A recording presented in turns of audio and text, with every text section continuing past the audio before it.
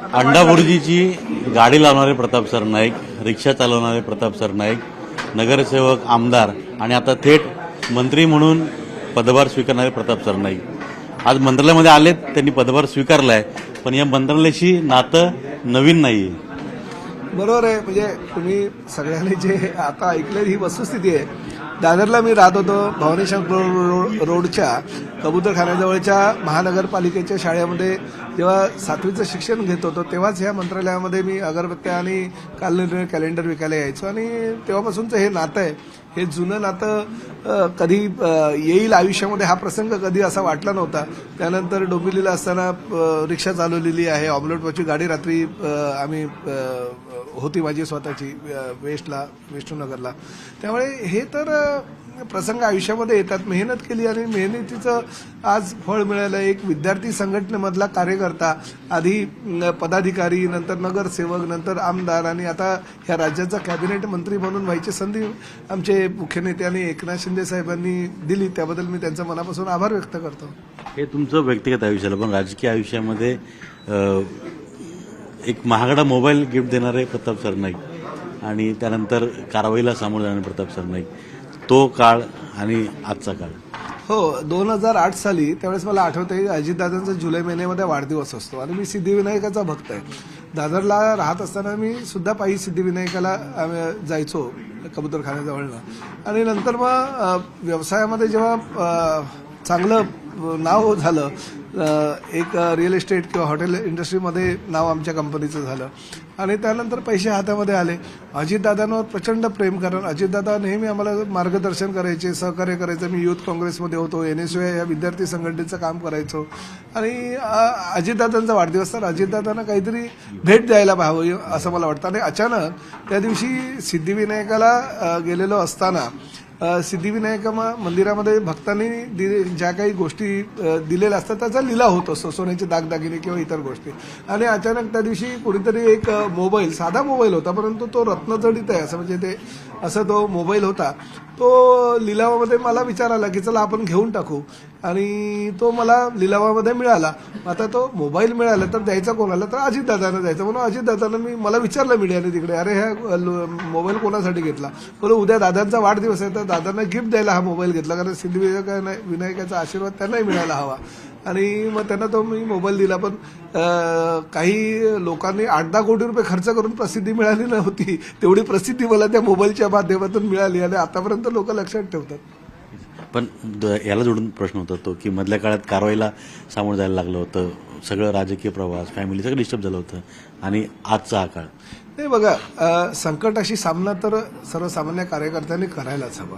मी तर संघर्ष हा गेल्या अनेक वर्षापासून करतोय आणि संघर्षाचं फळ इथपर्यंत मला आज ईश्वराच्या कृपेने, सिद्धिविनायकाच्या कृपेने हे मिळालेलं आहे. कधी स्वप्नातही प्रताप सरनाईकनी विचार केला नव्हता की 4-4 वेळा आमदार होईल, 3-3 वेळा नगरसेवक होईल आणि आज राज्याचा कॅबिनेट मंत्री होईल. एवढी महत्त्वाची परिवहन खात्याची जबाबदारी प्रताप सरनाईकवर मिळेल.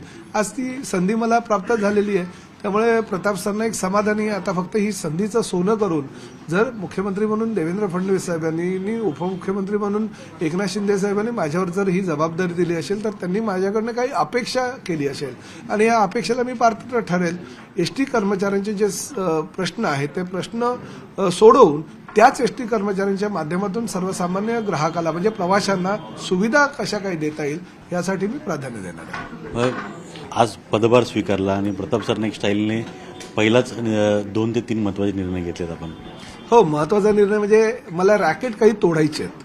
बघा, यासाठी काही निर्णय घेत असताना कटू निर्णय सुद्धा घ्यावे लागतील, नाही तर काही होणार नाही.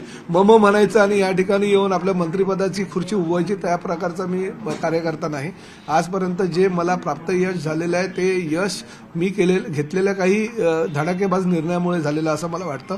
त्यामुळे हे जे रॅकेट आहे म्हणजे खाजगी बसेसचं रॅकेट किंवा बदल्यांचं रॅकेट, हे रॅकेट पूर्ण मोडायचं आहे. मी पहिलाच निर्णय हा घेतला की ऑनलाईन बदल्या करा. RTOमध्ये तर होत्याच, परंतु एसटी महामंडळामध्ये सुद्धा ऑनलाईन बदल्यांचा निर्णय घेतला. खरोखर ज्या कर्मचाऱ्याला बदलीची गरज असेल, खरोखर कौटुंबिक काही प्रॉब्लेम असतील किंवा काहीतरी माझ्याकडे यावं, आम्ही त्या बाबतीतला निर्णय घेऊ. परंतु सरसकट ऑनलाईन सगळ्या सरसकट प्रत्येकाच्या बदल्या, लाईट ड्युटी प्रत्येकाला पाहिजे, मग घरी बसायचं, एक महिना घरी कामावर न जाता पगार घरी बसून घ्यायचा, हे प्रकार आता चालणार नाही. कुछ पाने के लिए कुछ खोना पड़ता है. कठोर निर्णय घेतले, त्याची जबाबदारी सुद्धा प्रताप सरनाईक घेईल आणि हे निर्णय घेत असताना प्रवाशांना काही सुविधा देता येईल का यासाठी मी प्राधान्य देईल. पण आपल्या खात्यातला सर्वात महत्त्वाचा दुवा आहे तो एसटी कर्मचारी. एसटी कर्मचाऱ्याला चांगले दिवस यावेत, चांगल्या सुविधा मिळाव्यात. आपणही हालअपेष्टा भोगलेल्या आहेत आणि कालच आपण जेव्हा मंत्रिपद आपल्याला हे जाहीर झालं त्यावेळेस आपण ठाण्यामध्येच जाऊन एका एसटी डेपोमध्ये जाऊन पाहणी केली. तिथली पाहणी पाहिल्यानंतर काय वाटतं त्यांना सुविधा मिळायला पाहिजे. काही मंत्री काय करतात की अधिकाऱ्यांना सांगतात की बाबा आपण 4 तारखेला 2 तारखेला किंवा जी तारीख निश्चित होते त्या तारखेला ह्या डेपोची पाहणी करणार आहोत, ह्या आगाराची पाहणी करणार आहोत. तसं करायचं नाही. आपण डायरेक्ट त्या ठिकाणी जायचा. म्हणजे काय होतं की आधीपासून जर कल्पना दिली तर मग साफसफाई, स्वच्छता, सुविधा, मग कसं टकाटक आपलं बघा, आगार कसं आहे, स्वच्छतागृह बघा किती मस्त आहे, एसी चालू आहे, हे चालू आहे, ते चालू आहे, काही नाही. अधिकाऱ्यांना सुद्धा सांगायचं नाही. आणि आपण ग्रामीण भागातल्या, आता मी विचार करतोय की प्रत्येक आठवड्यामध्ये ग्रामीण भागातल्या एका आगाराची पाहणी करायची आणि कोणाला सांगायचंच नाही. डायरेक्ट गाडीत बसायचं आणि कुठे चाललो हे न सांगता जागेवर जाऊन त्यांना सांगायचं आणि पाहणी करायची. असा निर्णय मी घेणार आहे. शहरी भाग काय, आता ठाण्या आगारामध्ये गेलो, कारण आमचं घर आहे. घरापासून जर तुम्ही सुरुवात केली, स्वच्छतेला सुरुवात केली तर भविष्यामध्ये तुम्ही महाराष्ट्र स्वच्छ करू शकाल. आणि प्राथमिक गरजा आहे तो कर्मचाऱ्यांना झोपण्याची व्यवस्था, जे नाईट शिफ्ट करतात ते, त्यांना चादर पाहिजे, त्यांना उशी पाहिजे, त्यांना पंखा पाहिजे, लाईट पाहिजे. त्याचबरोबर सकाळी उठल्यानंतर जर थंडीचे दिवस असतील तर गरम पाणी पाहिजे आंघोळीसाठी. हे जर आपण देऊ शकत नसतो, प्रवाशांना जर प्रत्येक जण काही बिस्लरी किंवा मिनरल वॉटर घेऊ शकत नाही, प्रवाशांना आपण स्वच्छ पिण्याचं पाणी देऊ शकत नाही, महिलांना शौचालयाची व्यवस्था, प्रसाधनगृह चांगली असली पाहिजे, स्वच्छता असली पाहिजे आगारामध्ये. ह्या फक्त 4-5 सुविधा आहेत. बाकी अजून काय अपेक्षा लोकांना असतं. ह्या सुविधा कशा मिळतील ह्यासाठी मी प्रथम प्राधान्य देणार आहे. रस्ते अपघातामध्ये एसटीचंही बरंच नुकसान होतं आणि प्रवाशांचंही. हो, आता मी ह्या 3 दिवसामध्ये अनेक अपघात बघितले आणि दुर्दैव आहे की एवढ्या मोठ्या प्रमाणात हे रस्ते अपघात होतात. त्याला कुठेतरी कसा मार्ग काढता येईल आणि जास्तीत जास्त हे रस्ते अपघात कसे आपल्याला बंद करता येईल किंवा कमी कसे होईल ह्यासाठी प्राधान्य देईल. अजून त्या बाबतीतला निर्णय घेतला नाही, पण निर्णय आपण चांगला घेऊ आणि हे कमी कसं होईल ह्याचा आपण प्रयत्न करू. आणि प्रामुख्यानं मी आज अधिकाऱ्यांना हे सांगितलं की बघा, मी मध्यंतरीच्या काळामध्ये नितीन गडकरी साहेबांना भेटलो होतो. ज्या पद्धतीने जमिनीवरची एसटी सेवा आहे, म्हणजे ट्रान्सपोर्ट सिस्टीम जी जमिनीवरची आहे ती हवेतली कशी आपल्याला करता येईल.